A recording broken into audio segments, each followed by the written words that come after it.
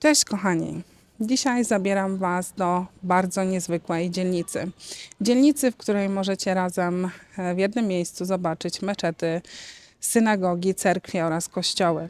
Dzielnicę, która od setek lat była miejscem, w którym mieszkali Żydzi, Ormianie, Grecy oraz Turcy.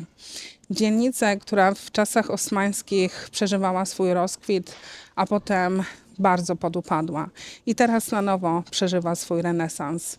Ta dzielnica to Balat. Dzisiaj zapraszam na wycieczkę po Balacie.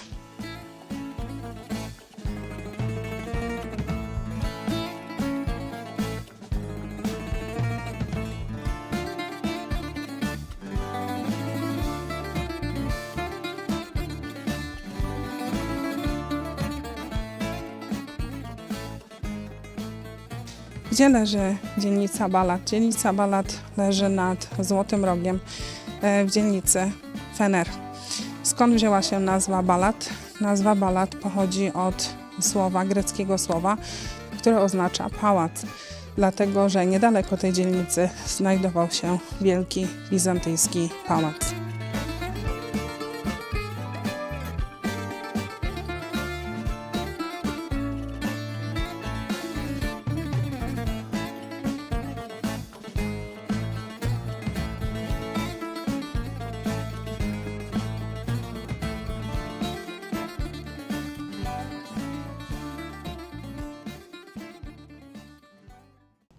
Dzielnica Balat to dzielnica, w której obok siebie możemy znaleźć kościoły, cerkwie, synagogi oraz meczety. Za mną znajduje się Fethiye Jami, czyli meczet zwycięstwa. Ale dlaczego jest on istotny? Dlatego, że wcześniej znajdowała się tutaj cerkiew Najświętszej Bogu Rodzicy Najbłogosławieńszej. I dlaczego ta cerkiew jest taka ważna? Dlatego, że wcześniej znajdował się tutaj patriarchat Konstantynopola. Patriarchat Konstantynopola, czyli największa i najważniejsza władza ortodoksyjna na świecie. A dzisiaj, tak jak zobaczycie za chwilę, nic już tutaj z tego kościoła, z tej cerkwi nie zostało. Jest to tylko mały meczet.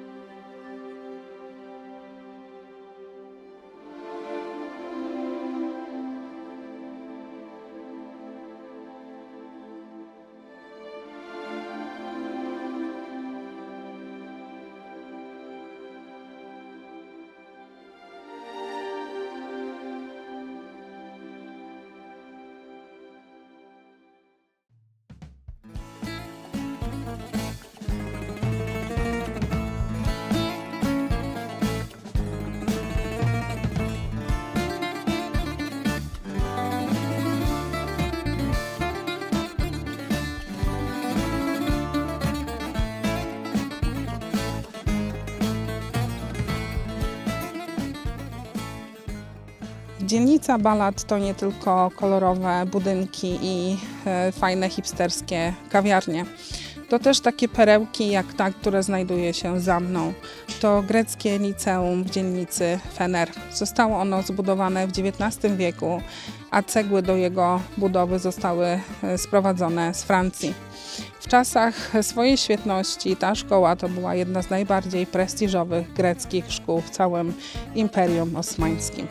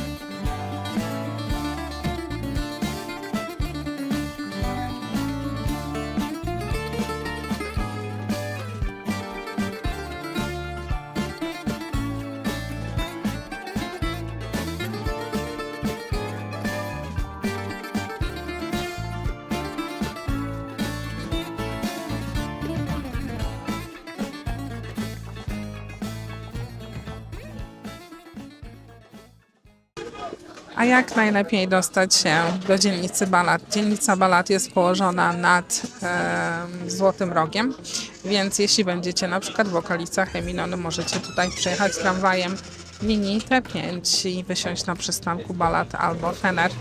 Ja osobiście przyszłam tutaj pieszo z Edirne Kapy. Byłam w poprzednim odcinku, pokazałam Wam kościół na Kora i z tego kościoła przeszłam pieszo raz w górę, raz w dół. Musicie tylko pamiętać o tym, żeby wziąć wygodne buty i dać sobie sporo czasu, dlatego że uliczki Balatu są niezwykle strome. Balat znajduje się na tak zwanym piątym wzgórzu Stambułu. Mówi się, że Stambuł jest położony na 7 wzgórzach, tak jak Rzym, a Balat właśnie znajduje się na piątym wzgórzu. Także pamiętajcie o tym, że to jest dosyć wymagająca dzielnica, kondycyjnie oczywiście. Słuchajcie, jak to na moich wycieczkach bywa, po intensywnym zwiedzaniu przyszedł czas coś zjeść. I dzisiaj zamówiłam jedną z moich absolutnie ulubionych potraw w kuchni tureckiej. To tak zwany lahmacun. Lahmacun, czyli taki placek pieczony w piecu z mięsem mielonym oraz przyprawami. Jest absolutnie pyszny.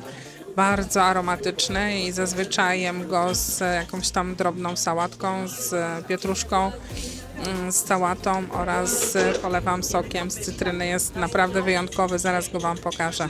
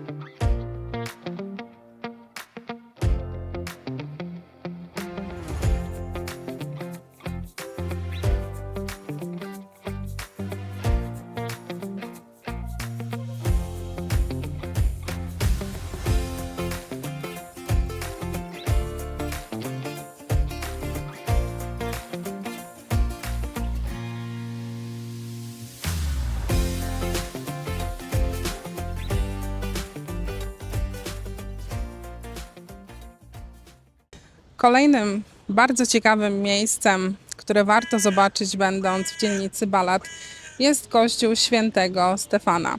W zasadzie cerkiew świętego Stefana, dlatego że jest to bułgarska cerkiew, tak zwany żelazny kościół. Jest to cerkiew, która przypłynęła do Stambułu statkiem. Dlaczego? Dlatego, że ta cerkiew jest prawie w całości wykonana z prefabrykowanych żelaznych konstrukcji, które zostały wykonane w Austrii i zostały tutaj przywiezione statkami do Stambułu. Jaki był powód? Dlaczego żelazne elementy? Dlatego, że ta cerkiew znajduje się bardzo blisko wód Złotego Rogu. Tereny tutaj były dosyć podmokłe, miękkie i obawiano się, że ciężkie kamienne konstrukcje mogłyby spowodować to, żeby kościół się zawalił. Więc dlatego podjęto decyzję, że tutaj ten kościół akurat będzie prawie w całości wykonany z żelaza.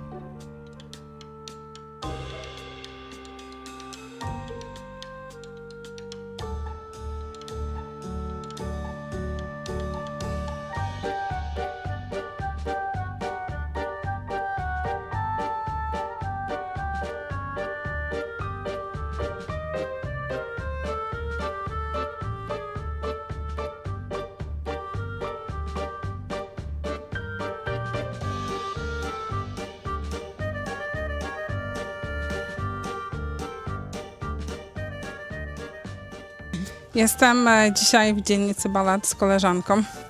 Ja oczywiście dosyć solidnie przygotowuję się do vlogów, ale jest tutaj miejsce, o którym ja nie wiedziałam. Miejsce to nazywa się Cennet Mahallesi Pembe's House i moja koleżanka, z racji tego, że ja nie znam tego serialu, ona trochę wam o tej okolicy opowie. There was a Turkish TV series which is called Cennet Mahallesi, and there was lots of main characters in it, and it took place it's exactly right here in Balat, and this building, I think. Yes, from this building, and also we have right now is in the restoration, but normally it was one of the houses, and it took place in the street. And also there was a police station because they were always fighting. They were gypsies, actually. That's why they were always fighting, and they were working in the place, we say. They were singing a song and making a music. That's all. It was very famous for us, and it was really funny. Czyli to miejsce to jest set serialu Cennet Mahallesi. I z tego, co się dowiedzieliśmy, tutaj głównymi bohaterowie byli Cyganie. Cyganie, którzy tutaj mieli swoje przygody w tej dzielnicy. Przechadzając się uliczkami Balatu, opowiem wam jeszcze o tym, dlaczego to była dzielnica głównie żydowska. Dlatego, że Żydzi sefadyjscy z Hiszpanii podczas inkwizycji hiszpańskiej zostali z tej Hiszpanii wypędzeni. Natomiast przyjął ich tutaj jeden z sułtanów Imperium Osmańskiego. Wysłał po nich flotę i przypłynęli oni tutaj, osadzili się w tej dzielnicy właśnie Balat. Dlaczego sułtan przyjął Żydów? Dlatego, że Żydzi byli bardzo dobrymi handlarzami, kupcami. Prowadzili swoje warsztaty, dlatego byli oni po prostu przydatni w Imperium Osmańskim. Balat to miejsce, w którym przez stulecia spotykały się różne religie, różne narody oraz różne kultury. I tak jak Stambuł nam pokazuje, historia Stambułu nie kryje się tylko w pałacach i wielkich meczetach, w marmurach. Czasami kryje się w kolorowych uliczkach, zapomnianych budynkach, małych, wąskich uliczkach i dziwnie zakręconych schodach. Mam nadzieję, że wycieczka po dzielnicy Balat wam się spodobała. Oczywiście zachęcam wszystkich do subskrypcji, lajkowania, komentowania. Dziękuję na dzisiaj i do zobaczenia w następnym odcinku. Pa, pa.